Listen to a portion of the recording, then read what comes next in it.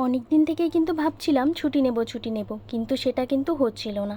Finally বৃহস্পতিবার কিন্তু আমি ছুটিটা নিয়ে নিয়েছিলাম। কিন্তু এই ছুটি নেওয়ার পেছনে কিন্তু একটা কারণ আছে, সেই কারণটা জানতে হলে কিন্তু তোমাদের শেষ পর্যন্ত ভিডিওটা দেখতে হবে। তো হ্যালো এভরিওয়ান, কেমন আছো তোমরা সবাই? আশা করছি সবাই খুব ভালো আছো। আর হ্যাঁ, এই গরমে আমিও কিন্তু খুব ভালো আছি।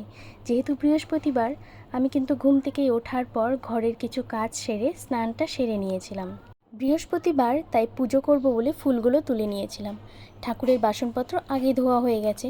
আজকে গাছে একটাও লাল ফুল ফোটেনি, লক্ষ্মীর ঘটে দেওয়ার জন্য। তো আমি এই ফুলগুলো দিয়েই কিন্তু পুজোটা সেরে নিলাম।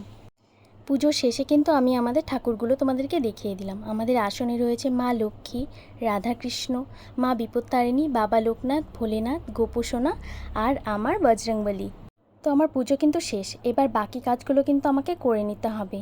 ঠিক আছে, কাজগুলো করে নেওয়ার পর কিন্তু আমাকে বেরোতে হবে আমার গন্তব্যস্থলে, যেই জন্য আজকে আমার ছুটিটা নেওয়া। তো আমার পুজো তো ফাইনালি শেষ। এদিকে দেখো, আমাদের বাড়িতে যে দিদিভাইটা কাজ করে দেয়, সেও কিন্তু কাজ করে চলে গেছে। মায়েরও কিন্তু রান্নাবান্না কমপ্লিট। মা রান্না করেছে আমার খুব পছন্দের নদীর মাছ আর চিকেন, ডাল আর চাটনিও কিন্তু ছিল।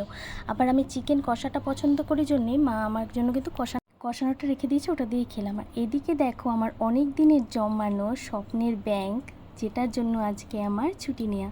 এখানে কি লেখা আছে? শাশুড়ি মায়ের গলার চেন। এবার দেখতে থাকো আমার আজকে ছুটি নেওয়ার আসল রহস্যটা।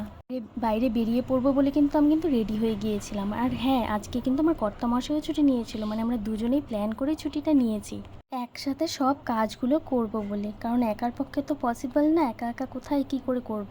দুজনে মিলে করলে সব কিছুই যেন ইজি হয়ে যায় অনেকটা, আরও আমাকে অনেক হেল্প করে। এবার যাচ্ছিলাম এক ব্যাগ জামা কাপড় নিয়ে টেইলারের দোকানে।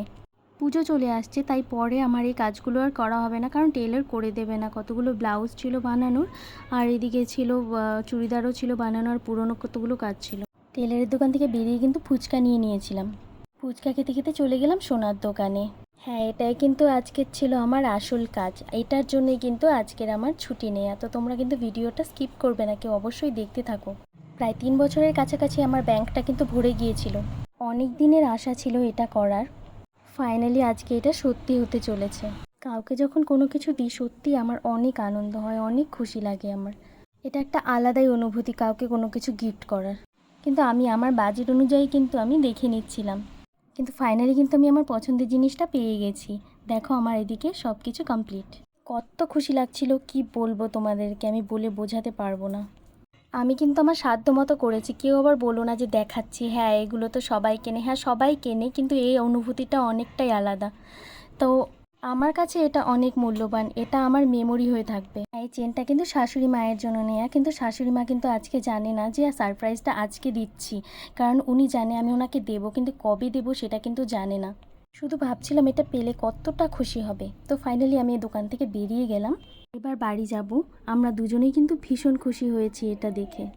আর ফাইনালি যে মাকে আজকে এটা গলায় পরিয়ে দেবো তার জন্য। তো আমার ভিডিওটা কেমন লাগলো তোমরা কিন্তু অবশ্যই আমাকে জানাবে।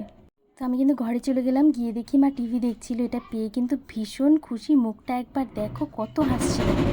মাকে চেনটা পরিয়ে দেবার পর মার কিন্তু চোখগুলো ছলছল করছিল, আমি বুঝতে পারছিলাম, কিন্তু ইমোশনাল হয়ে পড়ছিল। তো আমি ইয়ার্কি মারছিলাম তার জন্য মার সাথে, মা যেন মন খারাপ না করে। চেষ্টা করি সবাইকে যতটুকু হ্যাপি রাখার, নিজেও অতটুকুই হ্যাপি থাকতে চেষ্টা করি। তোমরা সবাই আশীর্বাদ করো, এভাবেই যেন সবাইকে আস্তে আস্তে ভালো রাখতে পারি, আমি সবাইকে যেন খুশি রাখতে পারি সব সময়। এদিকে ভাঙা ভাতটা দিয়ে কিন্তু আমার ছেলে কারুকার্য করে নিয়েছে, দেখো ও কিন্তু এটা দিয়ে ওর খেলনার জিনিস বানিয়ে নিয়েছে। তো ভালো থেকো সবাই, টাটা সবাইকে, বাই।